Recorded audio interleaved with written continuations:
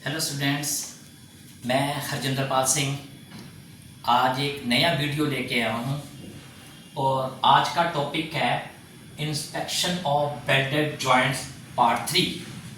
Part 3 का मतलब है कि मैंने जो पिछले 2 वीडियो बनाए हैं यानी कि जॉइंट्स को इंस्पेक्शन करने के, जिसमें मैंने बताया है कि इंस्पेक्शन करने के कौन कौन से तरीके हुए। जैसे मैंने पहले वीडियो में बताया है कि बिफोर, ड्यूरिंग और आफ्टर। उसके बाद मैंने दूसरे वीडियो में बताया कि आफ्टर में कौन सा होता है, यानी कि semi destructive test, non destructive test और डिस्ट्रक्टिव टेस्ट। तो आज का जो तीसरा वीडियो है उसका जो आज का टॉपिक है आफ्टर वेल्डिंग में डिस्ट्रक्टिव टेस्ट आता है। ये डिस्ट्रक्टिव टेस्ट होता क्या है? जैसे कि नाम से ही पता है कि डिस्ट्रक्टिव का मतलब होता है तोड़ना। हमने जॉब को इस प्रोसेस में तोड़ के या टेम्परिंग करके ये पता लगाना होता है कि अगर जॉइंट्स के ऊपर प्रेशर या स्ट्रेस डाला जाए तो उस हालात में उस जॉब की स्ट्रेंथ या मजबूती क्या होगी। और वैसे भी हमारा मेन मकसद क्या है कि स्ट्रेस करने का, कि हमने जॉब के मटेरियल की हार्डनेस, उसकी फ्लेक्सिबिलिटी या कोई अदर जो प्रॉपर्टीज होती है उसका भी हमने विश्लेषण करना होता है। तो बेटे आज का जो वीडियो है वो आफ्टर वेल्डिंग का डिस्ट्रक्टिव टेस्ट आता है, ठीक है।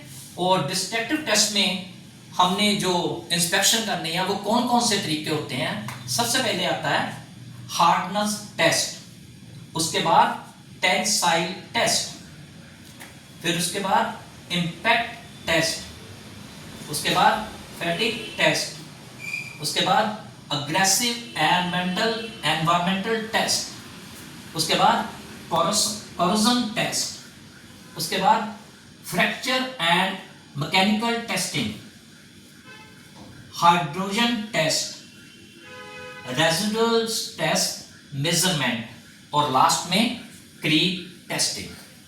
तो ये हमारे आज के हैं जिसके जरिए हमने इंस्पेक्शन करनी है।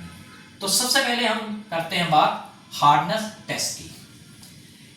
इसमें क्या होता है, हम जॉब की हार्डनेस चेक करते हैं और इसमें हमने जॉब को ब्रिंडल, रॉकवेल और बिकर के मेथड यूज करते हैं इस प्रोसेस में। और इस प्रोसेस का जो प्रयोग है वो मैन्युफैक्चरिंग इंजीनियरिंग में और सिविल इंजीनियरिंग में कंक्रीट और मेटल के बने हुए सैंपल्स को तोड़कर फिर हमने उसकी स्ट्रेंथ को चेक करना होता है। हमारा पहला जो टेस्ट है हार्डनेस टेस्ट। उसके बाद आता है टेंसाइल टेस्ट। इस टेस्ट में हम क्या करते हैं, जॉब को, मटेरियल को हमने मशीन के द्वारा स्ट्रेच करना होता है। जब मशीन स्ट्रेच कर रही होती है तो जॉब टूट जाती है। और इस टेस्ट का प्रयोग हम मेटल, प्लास्टिक आदि की स्ट्रेंथ, फ्लेक्सिबिलिटी और उसकी मैकेनिकल प्रॉपर्टीज को चेक करना होता है। और जब ये रिजल्ट आता है तो फिर हम इसको प्रोडक्ट्स डिजाइन और सूटेबल मटेरियल की सिलेक्शन में इसको यूज किया जाता है टेंसाइल टेस्ट में। उसके बाद आ जाओ इंपैक्ट टेस्ट। इस टेस्ट में हमने मटेरियल की टफनेस चेक की जाती है और अगर उस मटेरियल के ऊपर अचानक फोर्स लगा दी जाए या स्ट्रेस लगा दिया जाए, क्या वो एनर्जी को अपने में ऑब्जर्व करने की ताकत रखती है कि नहीं। चार्पी और आइजो टेस्ट इसके मुख्य एग्जांपल हैं।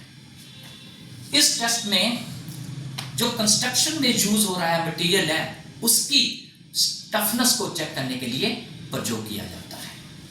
उसके बाद आ जाओ फैटिग टेस्ट। इस प्रोसेस में हमने मटेरियल के ऊपर बार बार स्ट्रेस डालना होता है, उससे ये पता चल सके कि मटेरियल अपने ऊपर कहां तक स्ट्रेस सह सकता है।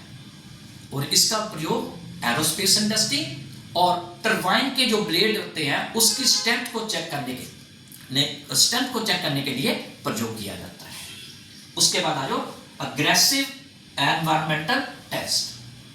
इस टेस्ट में कुछ ऐसी सिचुएशन क्रिएट की जाती है जिसमें हमने high temperature, humidity, exposure to chemical, so that material की जो परफॉर्मेंस का उसका भी पता लगाना होता है। और जे टेस्ट जो फिक्स स्ट्रक्चर होता है वहां पे जहां जो फ्लोटिंग प्लेटफॉर्म होता है उसकी स्ट्रेंथ को चेक करने के लिए यूज किया जाता है। उसके बाद आ जाओ कोरोजन टेस्ट। इस टेस्ट में भी कुछ ऐसी सिचुएशन क्रिएट की जाती है जैसे कि एक्सपोजर टू सॉल्ट वाटर या एसिडिक सॉल्यूशन। इस टेस्ट में ये भी पता लगाया जा सकता है कि आपका जो मटेरियल है वो रस्ट प्रूफ है कि नहीं। और इस टेस्ट का प्रयोग वहां किया जाता है जहां पे जंग लगने की ज्यादा संभावना होती है, जैसे कि marine, oil and nature industry, gas वगैरह में। उसके बाद आता है फ्रैक्चर एंड मैकेनिकल टेस्टिंग। इस प्रोसेस में हमने मटेरियल के ऊपर अलग अलग प्रकार से हमने स्ट्रेस देना होता है, जैसे कि बेंडिंग, ट्विस्टिंग एंड शेयरिंग। इस प्रोसेस में हमने मटेरियल की स्ट्रेंथ और उसकी स्टिफनेस का भी पता लगाना होता है। उसके बाद आ जाओ हाइड्रोजन टेस्ट। यह प्रोसेस ज्वाइंट के अंदर हाइड्रोजन के इफेक्ट को जानने के लिए किया जाता है कि हमारा जो ज्वाइंट है वो फ्रैक्चर तो नहीं हो रहा है या टूट तो नहीं हो रहा है। अगर टूट गया तो फिर हमें काफी नुकसान हो सकता है। और इसका सबसे ज्यादा प्रयोग कहाँ किया जाता है? ऑयल एंड नेचुरल गैस में, शिप बिल्डिंग में, हैवी मैकेनिकल इंडस्ट्री में, जहाँ पे हाइड्रोजन का जो प्रयोग है एज ए फ्यूल, जहाँ केमिकल प्रोसेस के द्वारा किया जाता है। उसके बाद आ जाओ रेसिडुअल स्ट्रेस मेजरमेंट। इस प्रोसेस में हमने क्या करना होता है? वेल्डिंग या मशीनिंग खत्म होने के बाद ये प्रोसेस का प्रयोग किया जाता है ये जानने के लिए कि अगर मटेरियल के ऊपर स्ट्रेस दिया जाए तो उस क्रिटिकल कंडीशन में क्या वो स्ट्रेस ले पा रहा है कि नहीं।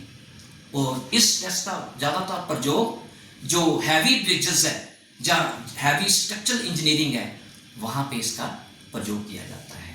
और लास्ट में आता है क्रीप टेस्टिंग।